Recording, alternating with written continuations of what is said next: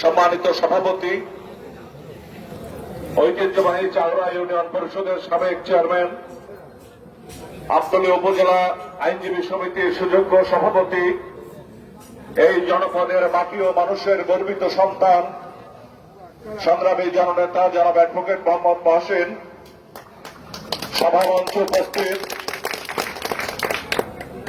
নবনির্বাচিত উপজেলা পরিষদ চেয়ারম্যান, বরগুনা জেলা আওয়ামী লীগের অন্যতম আওয়ামী লীগ নেতা, এই জনপদের মাটি ও মানুষের প্রাণের মানুষ শ্রদ্ধাস্পদ গোলাম সরোয়ার ফুরকান, সভামঞ্চে উপস্থিত আমতলী উপজেলা আওয়ামী লীগের সুযোগ্য সাধারণ সম্পাদক, সংগ্রামী জননেতা G M Osmani Hasan, union পরিষদের চেয়ারম্যান বৃন্দ, জনপ্রতিনিধি বৃন্দ, উপজেলার ভাইস চেয়ারম্যান সহ এই এলাকার গণ্যমান্য ব্যক্তিবর্গ, শ্রদ্ধেয় মুরব্বিয়ানগণ, সমবেত ভাই ও বোনেরা, সবাইকে ব্যক্তিগতভাবে আমার পক্ষ থেকে এবং আপনাদের নির্বাচিত সংসদ সদস্য হিসেবে সবাইকে আমার আন্তরিক সালাম এবং শুভেচ্ছা।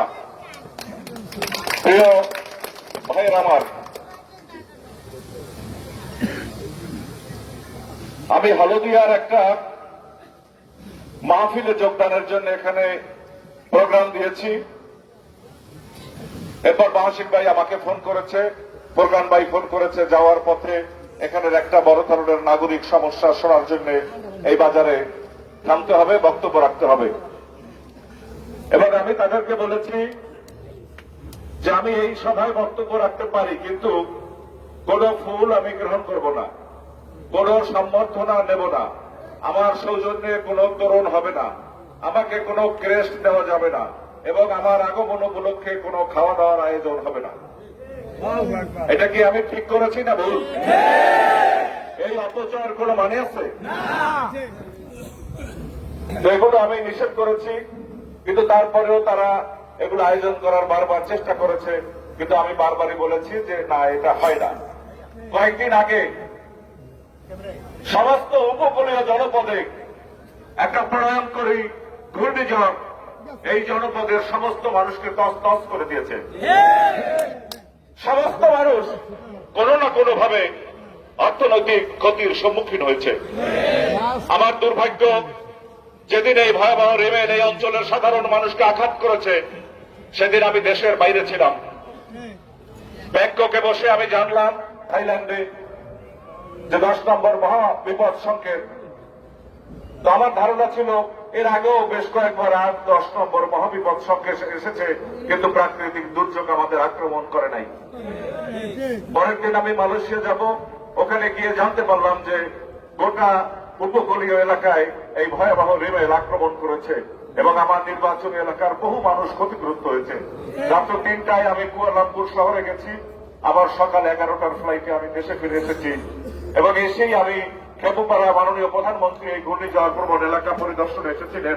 আমি তার সভায় যোগদান করেছি এবং সেখানে আমি আমার নির্বাচনী এলাকার আমতলী, তালতলী, বরগুনার সমস্ত মানুষের এই অবর্ণনীয় দুঃখ দুর্দশার কথা প্রধানমন্ত্রীর সামনে আমি তাকে বলেছি এবং তিনি আশ্বাস দিয়েছেন যে আমি কয়েকদিনের মধ্যেই আমার সরকারের পানি সম্পদ প্রতিমন্ত্রীকে এই বেড়িবাঁধগুলো দেখার জন্য পাঠাবো এবং ক্ষতিগ্রস্ত এলাকায় আমি আমার সরকারের পক্ষ থেকে যতদূর সম্ভব তাদের এই নাগরিক সমস্যা সমাধানের জন্য আপনি আপ্রাণ চেষ্টা করব।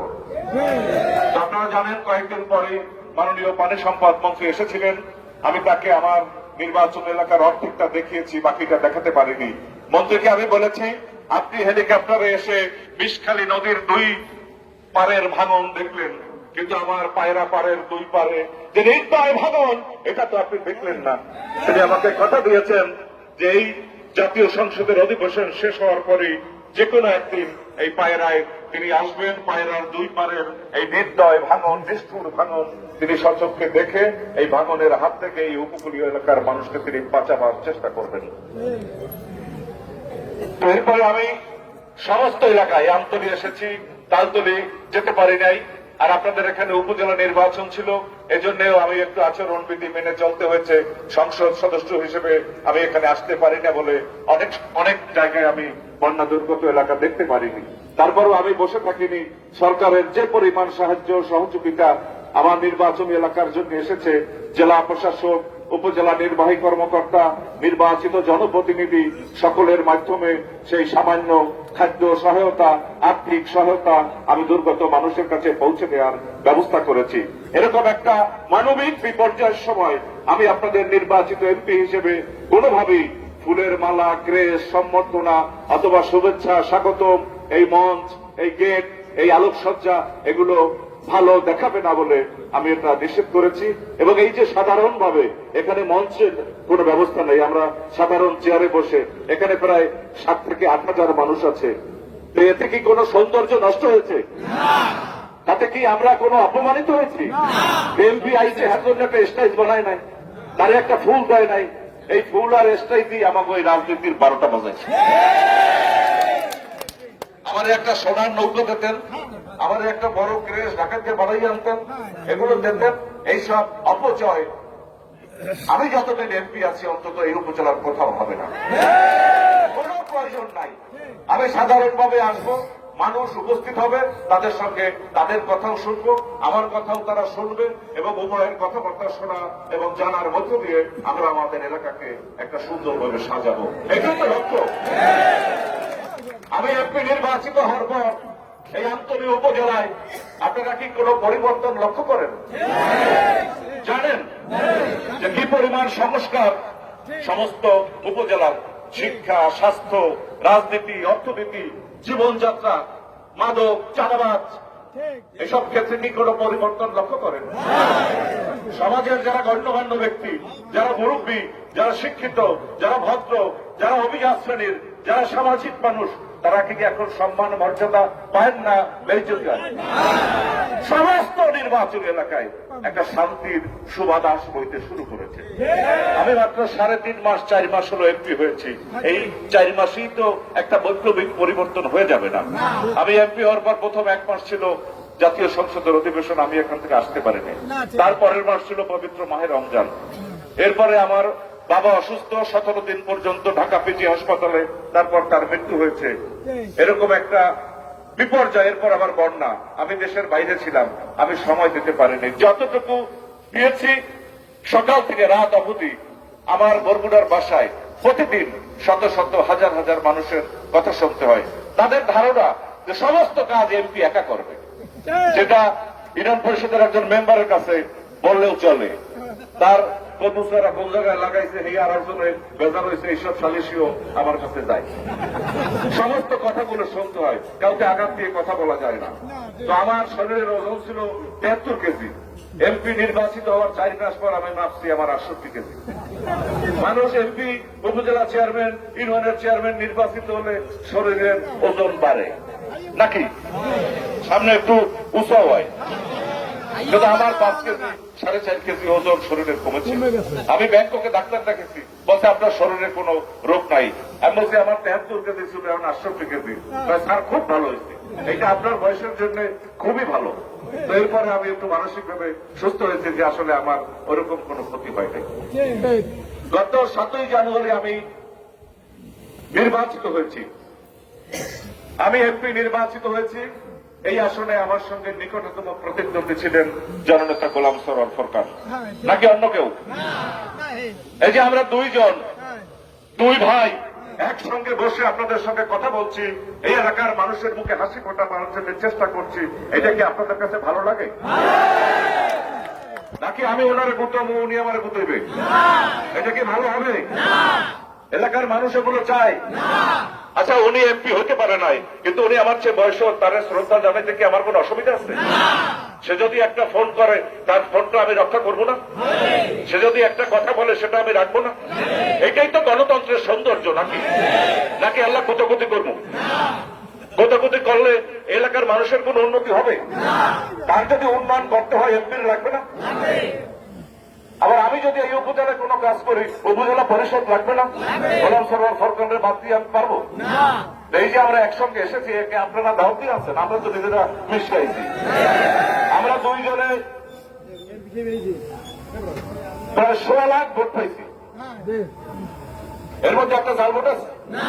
এর মধ্যে একটা রাইট ছিল, এর মধ্যে কোন একটা বিরিয়ানি খাওয়ার ভোট আছে? এই যে 2 জনের 16 লাখ ভোট পাইছে, এর মধ্যে কোন একটা শিল্পী ডেকে ভোট আছে? একটা অবাধ সুষ্ঠু নিরপেক্ষ নির্বাচনে আমরা 16 লক্ষ মানুষের সমর্থন নিয়ে এখানে বসেছি।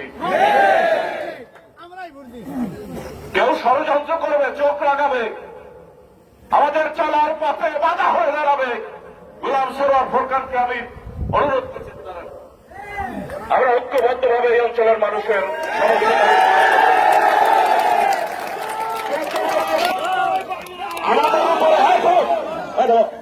আমাদের উপরে যদি আঘাত আসে আপনাদের খবর দিলে যাবেন, নাম তুলি।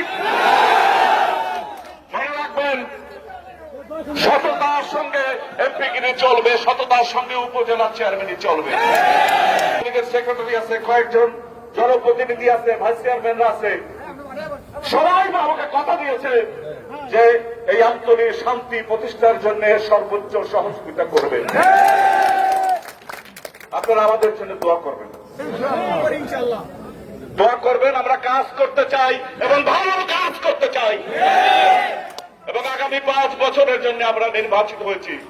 এই 5 বছরে সমস্ত সমস্যার কোন বৈপ্লবিক সমাধান হয়তো আমরা একারা পারবো না। রাষ্ট্রের যে অর্থনৈতিক সংগতির সঙ্গে মিলিয়ে তো আমাদের কাজ করতে হবে।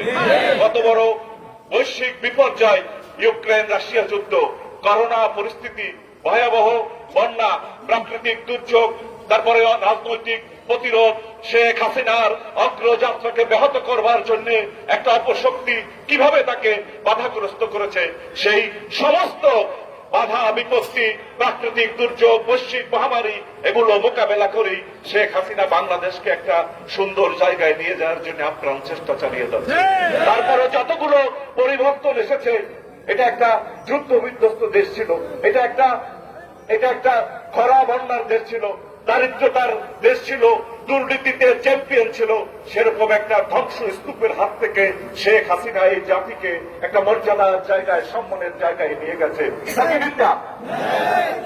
তো সেই কাজগুলো আমরা করে যাচ্ছি। তো আপনাদের সকলের কাছে আমি সাহায্য চাই, সহযোগিতা চাই।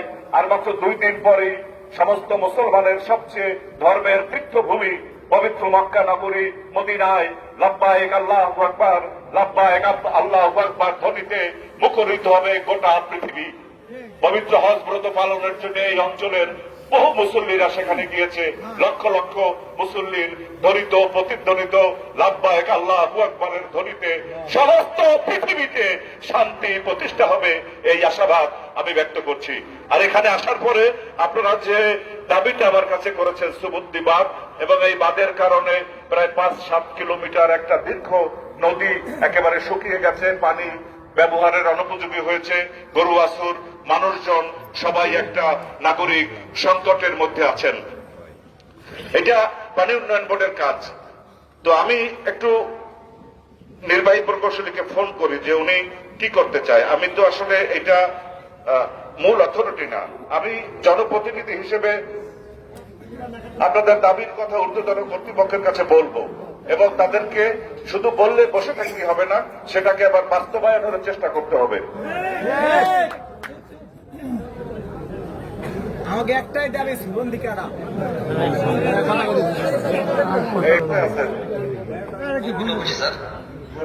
শুনেন, আমি এই যে চাওড়া ইউনিয়নের একটা তালুকদার বাজার 5-7,000-8,000 মানুষ হবে আমার সামনে, এখন আমি বক্তব্য রাখছি। এরা তো আমার আটকেছে, এখানে সুবন্ধি বা কাটতে না দিলে যাইতে পারে। এখন আপনি তো আমার সঙ্গে এখানকার উপজেলা চেয়ারম্যান আছে, উপজেলা আওয়ামী লীগের সেক্রেটারি আছে, নির্বাচিত চেয়ারম্যানরা সবাই আছে। তো আমি তো নিরুপায় আপনারা ফোন করছি, আমি এখন কি বলবো তাদের? আমার বক্তৃতা শেষ হয় না এখন, এর মধ্যে আপনাদের ফোনে ধরেছে। আচ্ছা, আপনি একটু আমার জনগণকে সালাম দেন, নির্বাহী প্রকৌশলী হিসেবে পরিচয় দেন, আর এই সুবন্ধি বাঁধ কবে কাটবেন সেটা করেন।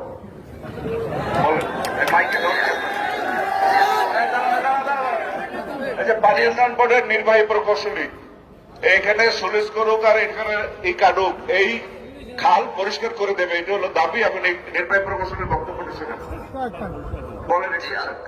আসসালামু আলাইকুম, সবাই ভালো আছেন? আমি রাকিব বলছি, নির্বাহী প্রকৌশলী পানি উন্নয়ন বোর্ড। আমি কোরবানির পরে আপনাদের এখানে ভিজিট করব, ভিজিট করে যথাযথ সম্ভব ব্যবস্থা নিব।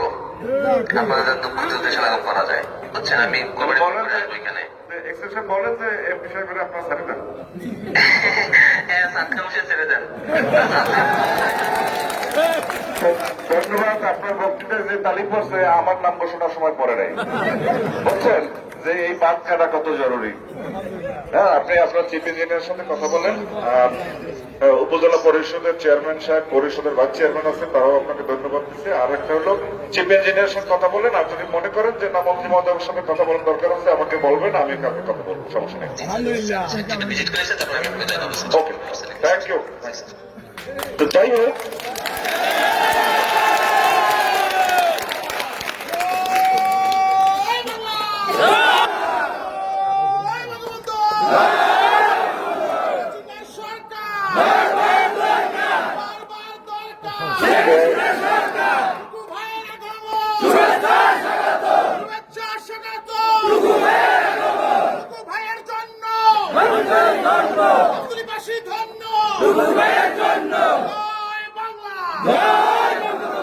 আমরা তো এটাই চাই নাকি,